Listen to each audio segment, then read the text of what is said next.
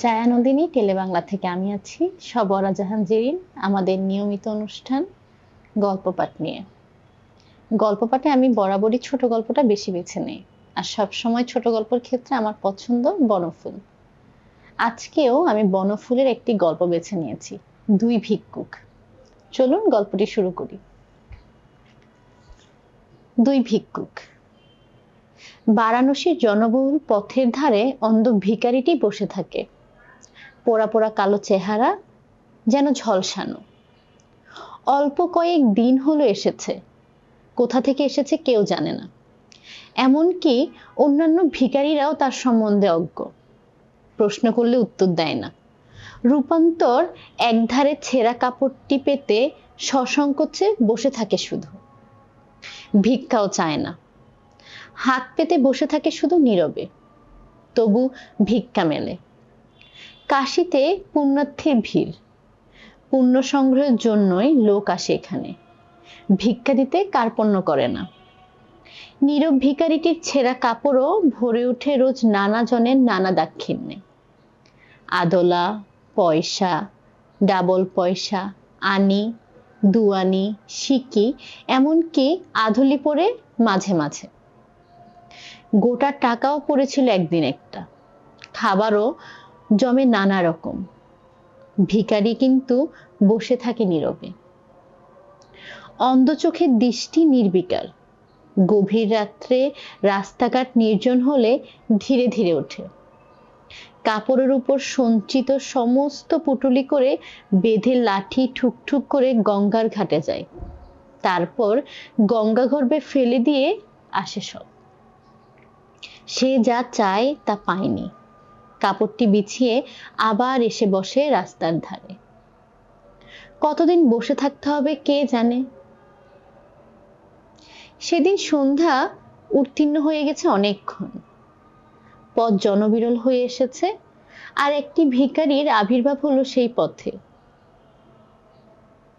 গায়ে ছেঁড়া কাঁথা, পায়ে নোকরানো জড়ানো, মাথায় জট পড়ে গেছে, শীর্ণ কঙ্কালসার দেহ। এই ভিখারিটি এসে প্রথম ভিখারির কাছে দাঁড়ালো এবং নিজের ভিক্ষার থালটি তার কাপড়ের উজাড় করে ঢেলে দিল। ঢেলে দিয়ে দাঁড়ালো না, চলে যাচ্ছিল। সহসা প্রথম ভিখারি পুলকিত হয়ে উঠল। দেখতে দেখতে অদ্ভুত রূপান্তর ঘটল তার। গায়ের রং টকটকে ফর্সা হয়ে গেল, মাথার চুল সোনালি। চেহারাই বদলে গেছে একেবারে।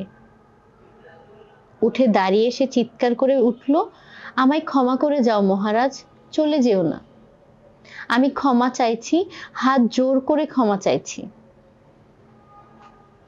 মৃত্যুঞ্জন দেহ ভিখারি ঘুরে দাঁড়ালো। সাহেব বলতে লাগলো, ক্ষমা করো আমাকে মহারাজ, কতদিন যে তোমার আশায় বসে আছি। অভিশপ্ত জীবন আর বইতে পারছি না। কত রূপের পড়েছি, কুঞ্জিপক্ষে ঘুরেছি। এখন আমার উপর আদেশ হয়েছে ভারতবর্ষে ভিখারি জীবনযাপন করতে গিয়ে। যদি কোনোদিন তার হাতে ভিক্ষা পাও তবেই তোমার রূপান্তর ঘটবে। সে যদি তোমাকে ক্ষমা করে তাহলেই তোমার মুক্তি। আমায় ক্ষমা করো মহারাজ। ভিখারিটির মুখও আনন্দে উৎসাহিত হয়ে উঠল। যাক, এতদিনে দেখা পাওয়া গেছে তাহলে। মিস্টার হেস্টিং, তোমাকে আমি তো খুঁজেছি জন্ম জন্মান্তর ধরে। তোমাকে যে আমি ক্ষমা করেছি তা তোমাকে না জানানো পর্যন্ত আমারও যে মুক্তি নেই। ক্ষমা করো, নিশ্চয়ই ক্ষমা করো। দেখতে দেখতে মৃত্যুঞ্জন দেহ স্থবির ভিখারির সম্বন্ধ দর্শন ব্রহ্মাণ্ডে রূপান্তরিত হইল। ওয়ারেন হেস্টিংস আর মহারাজ নন্দন কুমার পরস্পরকে আলিঙ্গন করিলেন। দুই ভিক্ষুকের গল্পটি এখানেই শেষ হলো। আশা করি আজকের গল্পটি আপনাদের অনেক পছন্দ হয়েছে। আমাদের সাথে থাকবেন, আপনাদের সাথে আরো দেখা হবে নতুন গল্প নিয়ে। ততক্ষণ ভালো থাকুন, জায়ানন্দিনী টেলিবাংলার সঙ্গে থাকুন।